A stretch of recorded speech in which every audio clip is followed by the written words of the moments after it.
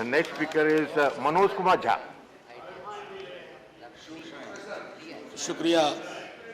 शुक्रिया माननीय उपसभापति महोदय। सबसे पहले मैं धन्यवाद करता हूं कि आज कई और चीज़ों में व्यस्त रहने के कारण मैंने बार बार समय बदलने का, वक्त बदलने का आग्रह किया और आपने तस्दीक की, सहमति जताई, उसके लिए बहुत बहुत धन्यवाद। महोदय, हमारे सारे साथी जानते हैं कि हम लोगों के लिए इस देश में रेल महज एक वित्तीय इकाई नहीं है, सिर्फ परिवहन का एक साधन नहीं है, एक सामाजिक इकाई है। कल्पना कीजिए कि सर, हमारे बचपने से अगर ट्रेन को निकाल दिया जाए, हमारी युवावस्था से ट्रेन को निकाल दिया जाए, हमारे प्रौढ़ जीवन में भी अगर ट्रेन को निकाल दिया जाए, तो मेरा मानना है कि हमारी कई सारी कहानी अधूरी रहेगी। हम में से कईयों ने, मैं समझता हूँ लगभग सबों ने, ट्रेन की खिड़की में साधारण दर्जे में बैठ करके बाहर देखते हुए कई सपने देखे होंगे। कुछ मुकम्मल हुए, कुछ नहीं हुए।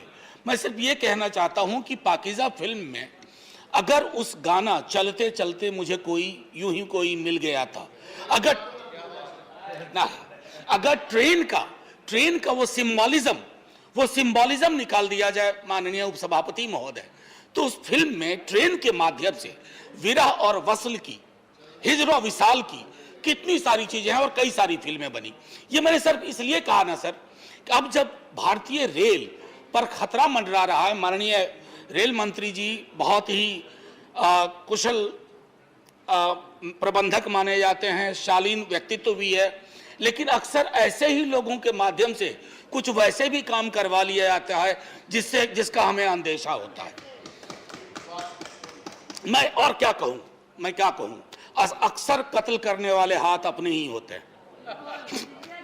एनीवे सर, माननीय उपसभापति महोदय, मैं राष्ट्रीय जनता दल से ताल्लुक रखता हूं। मेरा राष्ट्रीय अध्यक्ष लालू जी हैं। वो एक रेल मंत्री के रूप में पूरे दुनिया में जाने जाते हैं। मैं क्यों ये बात कह रहा हूं सर, इसलिए नहीं कि मैं उनके दल का हूं, मैं इसलिए ये बात कह रहा हूं कि कई सारी चीजें, जैसे आज डेडिकेटेड फ्रेट कॉरिडोर की बात हो रही है, पहला कॉन्सेप्ट नोट इवॉल्व फॉर्म में उसी वक्त आया सर।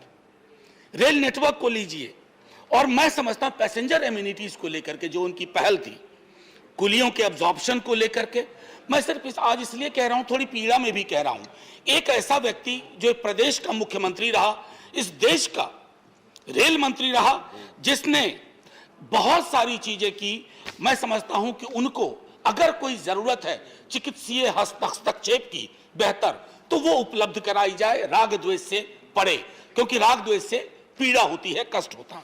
माननीय उपसभापति महोदय, इससे पहले कि मैं 2-4 सवाल रखूं, मैं कुछ चीजें, जैसे हमारे मित्र नीरज जी ने बलिया के बारे में कहा। सर, बलिया हो सकता है जगह छोटी हो, लेकिन मिजाज बहुत बड़ा है ऐसी जगहों का। ऐसे ही बागी बलिया नहीं कहा गया, और बलिया से हमारे भूतपूर्व प्रधानमंत्री स्वर्गीय चंद्रशेखर जी आते हैं। बलिया के सौंदर्यीकरण में मैं आपसे विनती करता हूं माननीय मंत्री महोदय, वहां एक आदमकद प्रतिमा स्वर्गीय चंद्रशेखर जी की लगाई जाए।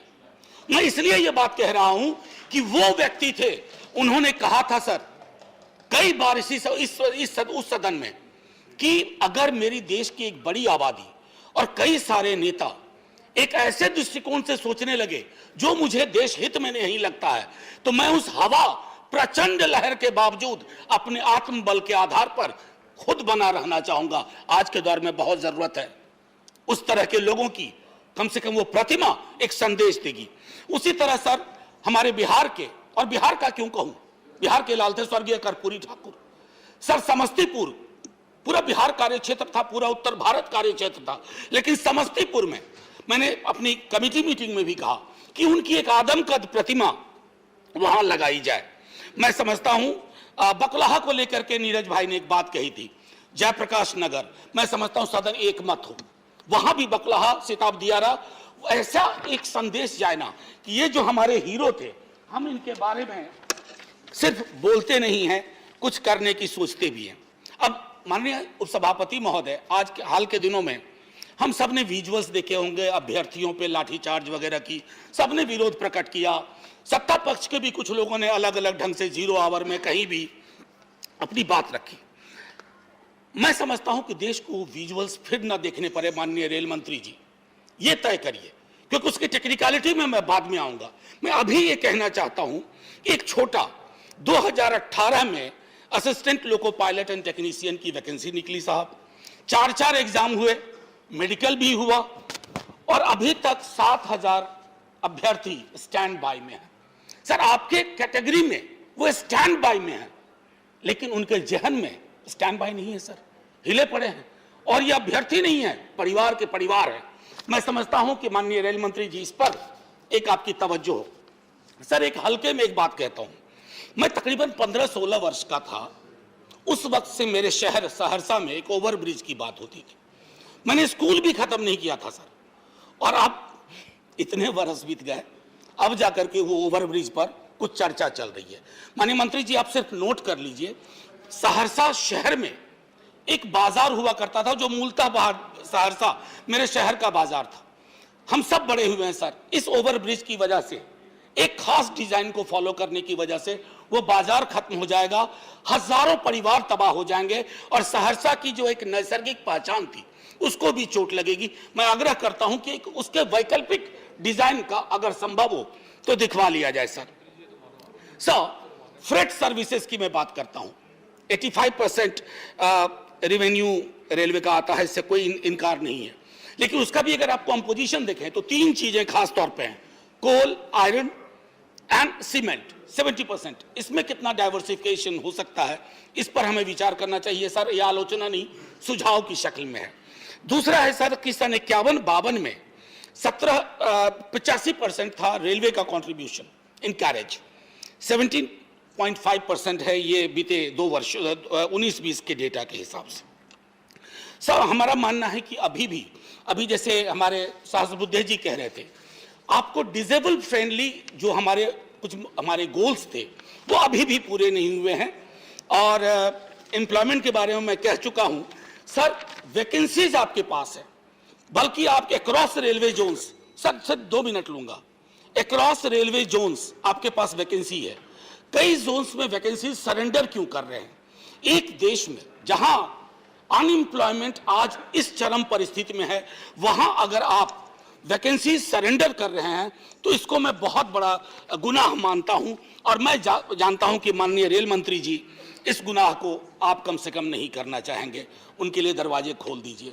स्पोर्ट्स कैटेगरी में सर यहां कई बार चर्चा हुई, माननीय प्रधानमंत्री जी ने भी स्काउट्स एंड गाइड्स की बात की, काफी शिद्दत से, काफी मेहनत से वो बच्चे काम कर रहे थे।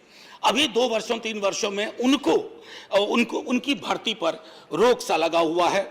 एक विषय माननीय उपसभापति महोदय जो मैंने पहले भी उठाया था, सैनिटेशन वर्कर्स जो रेलवे में एम्प्लॉय किए जाते हैं, you would be ashamed to know sir, and maybe we have got used to it, that the large number of deaths of manual scavengers that takes place in railway, where the biggest employer is railway. So, and finally, a couple of things I want to, in fact, as a matter of suggestion, Honorable Railway Minister, so your all completed work must be audited by an outside agency like CAG. When I say this, I have some instances that it is not being adhered to.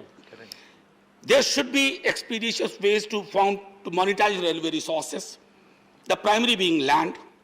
But when you do it, we should also look at the possibility of, can we use certain part of it for the rehabilitation of vulnerable groups? So, role and responsibility of RPF and GPF must be reevaluated, revisited, क्योंकि इसमें बहुत सारा zone ऐसा है, grey area है, जहां हमारी जरूरत होगी। So, in this era of austerity and cost cutting, कई बार चर्चा होती है कि हमें सादगी लानी चाहिए, बहुत खर्चा हो रहा है। Why do we really need a newly created full-fledged department like ENHM? Honorable Minister, sir, I couldn't find any justification.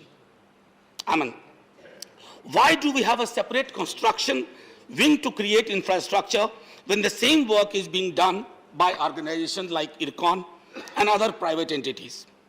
I think, sir, finally, I'll just take 1 minute. Sir, people are worried. Your statement in Lok Sabha, it tried to take care of a part of worry. But looking at the fate of Air India, I know, looking at the fate of Air India, my worry is, are we allowing Indian Railways to go the Air India way? We don't have a national carrier now. Are we going to see a situation? Sir just सोच के देखें हम लोग, अगर बस 30 second लूंगा sir. आपने एक शहर को देखा है, उस शहर के साथ उस प्लेटफॉर्म का, रेलवे स्टेशन का एक रिश्ता है सर। बाजार का मैं विरोधी नहीं हूं, लेकिन बाजार के समक्ष आत्मसमर्पण होने से मैं समझता हूं हमारे पास कुछ खास बचेगा नहीं। और मैं फिर स्वर्गीय चंद्रशेखर जी को इस फसाने में लाकर, अफसाने में लाकर कहना चाहता हूं कि जब उन्होंने 1990s में भी ये बात कही थी और कई दफा, इतना हमें सनद रहे कि इतिहास हमारा मूल्यांकन 2-4 फैसलों से नहीं करता है, फैसलों की लंबी श्रृंखला को गौर से देखता है और यह देखता है कि क्या आपके निर्णय किसी के दबाव में थे या किन्हीं के दबाव में थे। दबाव मुक्त निर्णय लेना आपको ऐतिहासिक बनाता है, वरना इतिहास गढ़ने की कोशिश तो कई सिकंदरों ने की थी। जय हिंद सर। धन्यवाद। माननीय रामदास अठावले जी।